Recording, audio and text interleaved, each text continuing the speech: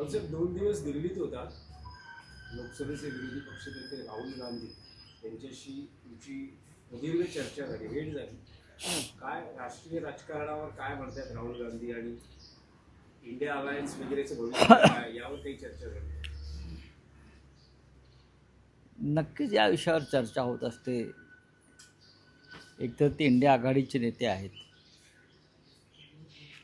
लोकसभेतले विरोधी पक्ष नेते आहेत. सरकारला त्यांनी कोंडीत पकडलेलं आहे आणि राहुल गांधीने जो दबाव निर्माण केला आहे विरोधी पक्षनेता म्हणून, सरकारच्या अपयशाची लक्तरं जी त्यांनी टांगली आहेत राष्ट्रीय आणि आंतरराष्ट्रीय स्तरावर,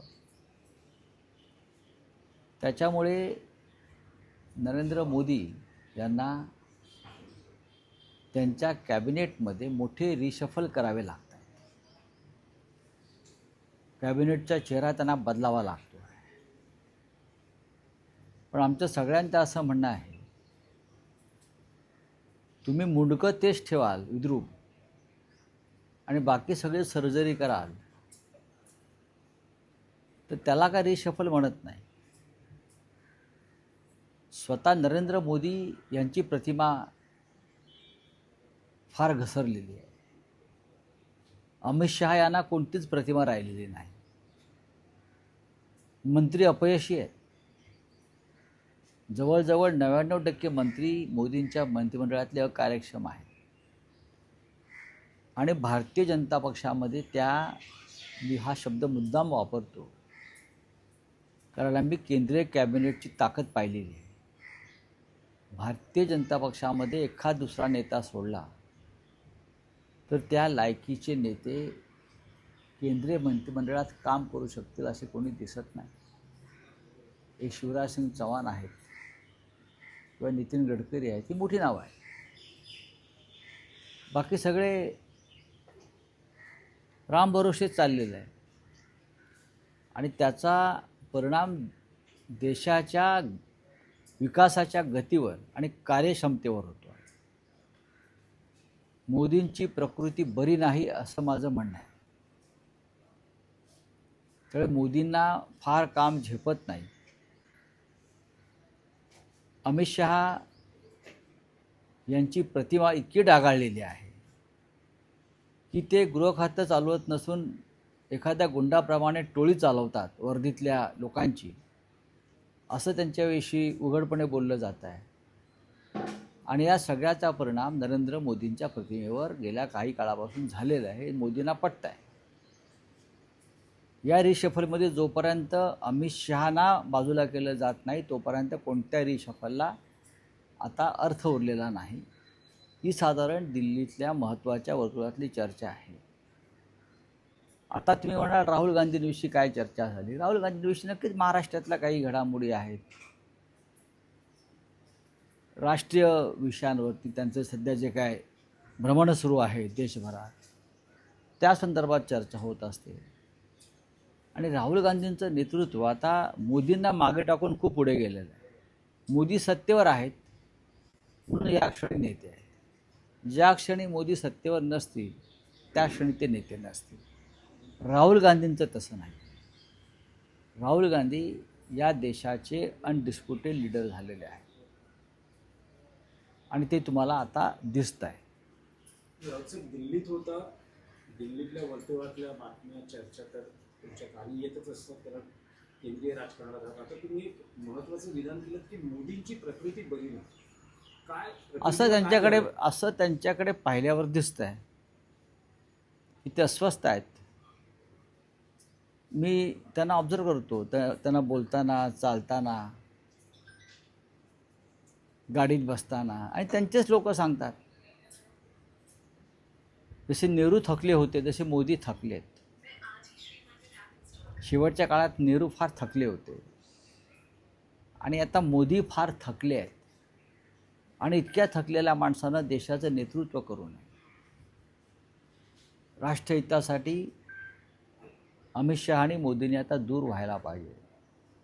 राष्ट्रहितासाठी जर राष्ट्र प्रथम असेल तर मग त्यासाठी त्यांनी सत्तेपासून दूर जायला पाहिजे आणि मार्गदर्शकाच्या भूमिकेत राहायला पाहिजे. याला देशसेवा म्हणतात ना.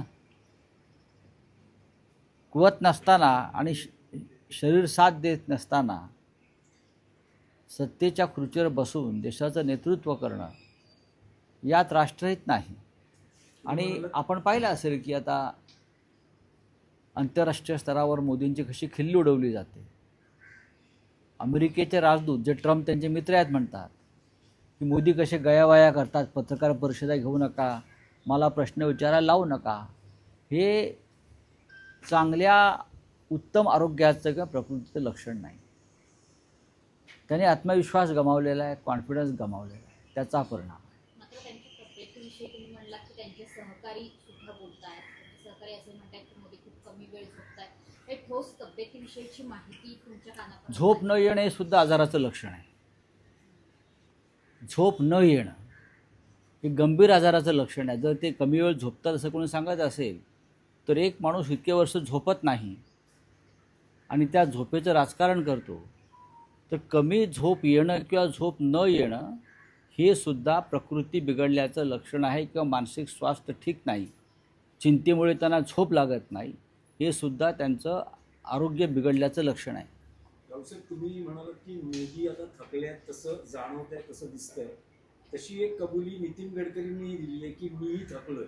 भले आता नवीन स्टेटमेंट येतात की माझ्या विधानाचा विपर्यास. नाही बघा, नितीन गडकरी त्यांच्या विधानावरती भाष्य करायला समर्थ आहेत.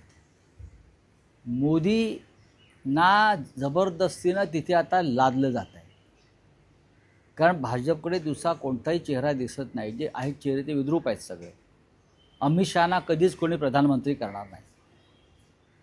अमित शहाना त्यांची किती इच्छा असली, त्याने किती कारस्थानं केली, त्याने किती पक्ष फोडले, त्याने किती खासदार गोळा केले, त्याने किती मोदींच्या विरुद्ध स्वतःचं गँग निर्माण केली खासदारांची, तरीही त्यांना कोणीही देशाचं पंतप्रधान होऊ देणार नाही, हे लक्षात घ्या. त्याच्यामुळे मोदींना चालवलं जात आहे.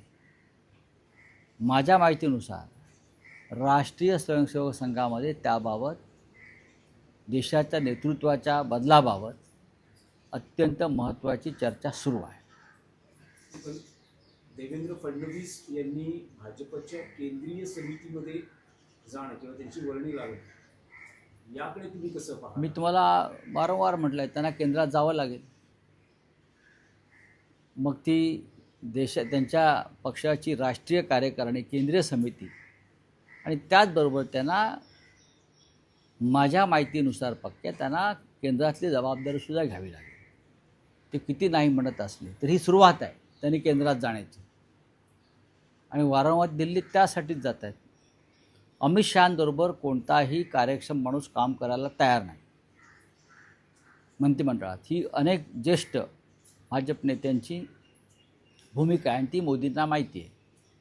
आता भाजपचे लोक म्हणतील तुम्हाला हे कसं, म्हणजे मी खोटं बोलतो आहे का? तसं नाही आहे.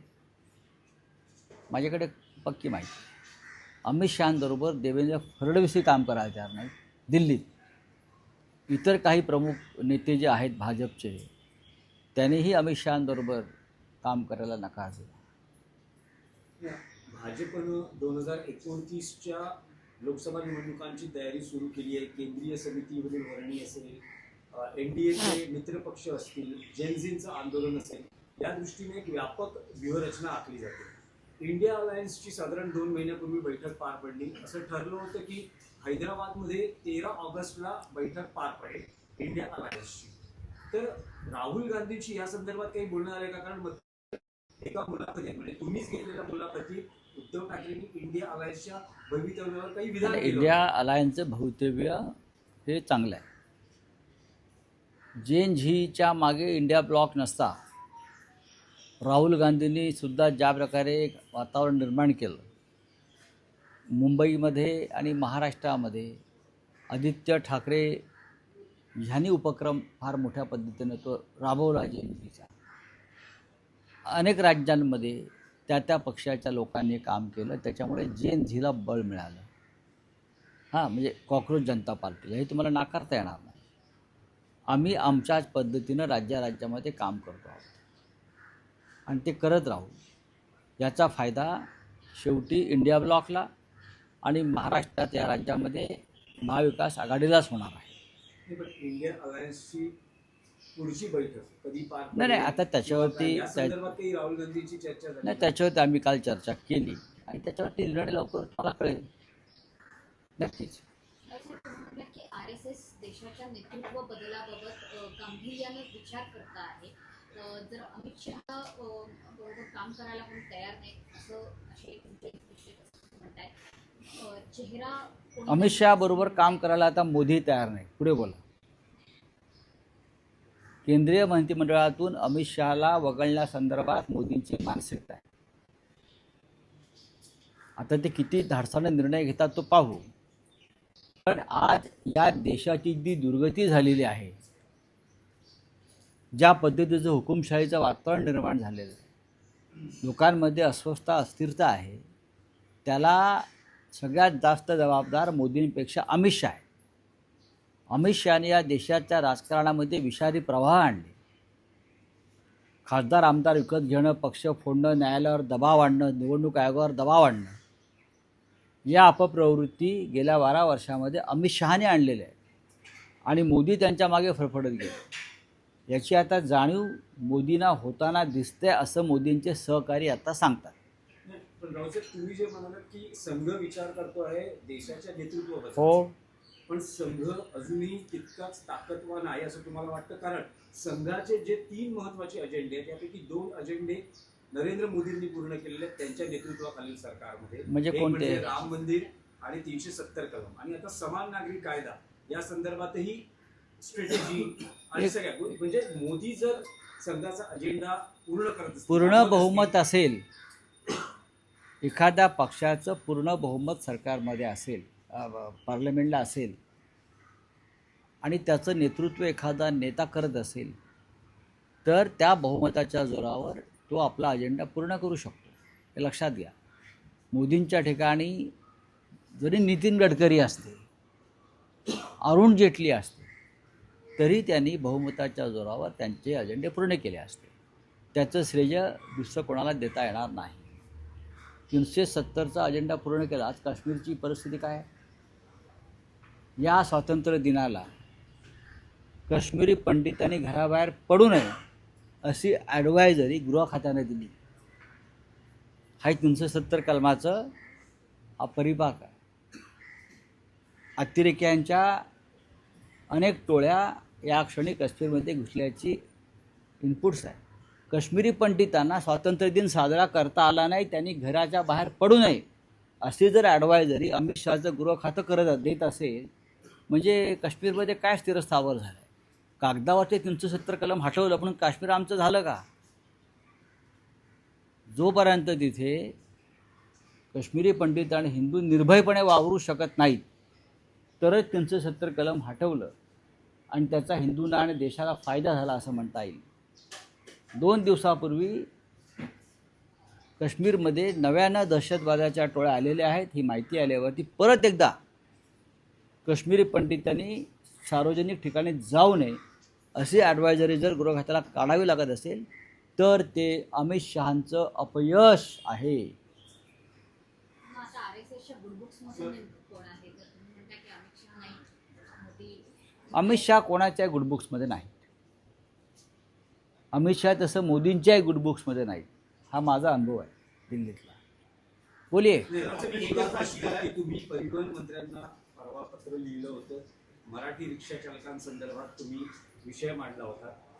तुमचं परिवहन मंत्र्यांशी काही बोलणं झालं का? कारण तुम्ही म्हणालात की रिक्षा चालकांना घेऊन तुम्ही परिवहन हो, त्यांना त्याची भीती वाटते की त्यांच्या कॅबिनमध्ये काही गडबड होईल, मंत्रालयात गडबड होईल.